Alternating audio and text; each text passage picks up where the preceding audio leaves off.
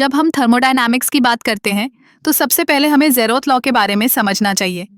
ये एक ऐसा सिद्धांत है जो तापमान के माप को समझने में हमारी मदद करता है।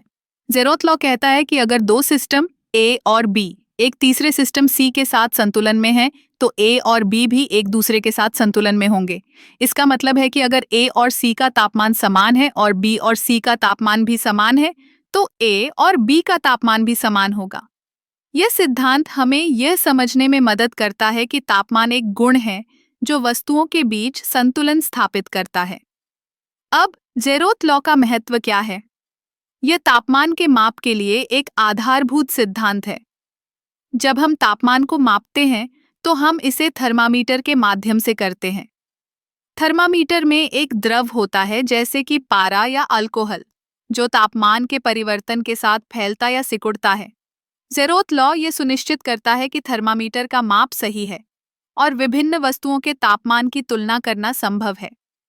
इस सिद्धांत का एक और दिलचस्प पहलू यह है कि यह हमें तापमान के माप के लिए एक मानक स्थापित करने में मदद करता है। जब हम कहते हैं कि कोई वस्तु 100 डिग्री सेल्सियस पर है, तो हम यह मानते हैं कि यह तापमान किसी अन्य वस्तु के साथ तुलना करने योग्य है। ज़ेरोथ लॉ का एक और महत्वपूर्ण पहलू यह है कि यह थर्मल संतुलन की अवधारणा को स्पष्ट करता है। जब दो वस्तुएं एक दूसरे के संपर्क में आती हैं, तो वे तापमान में संतुलन स्थापित करती हैं। यह प्रक्रिया तब तक चलती है जब तक दोनों वस्तुओं का तापमान समान नहीं हो जाता। इस सिद्धांत का उपयोग न केवल विज्ञान में, बल्कि रोजमर्रा की जिंदगी में भी होता है। उदाहरण के लिए, जब हम चाय बनाते हैं, तो चाय और कप का तापमान संतुलन में आता है। अगर चाय बहुत गर्म है और कप ठंडा है, तो कुछ समय बाद चाय का तापमान कम होगा और कप का तापमान बढ़ेगा।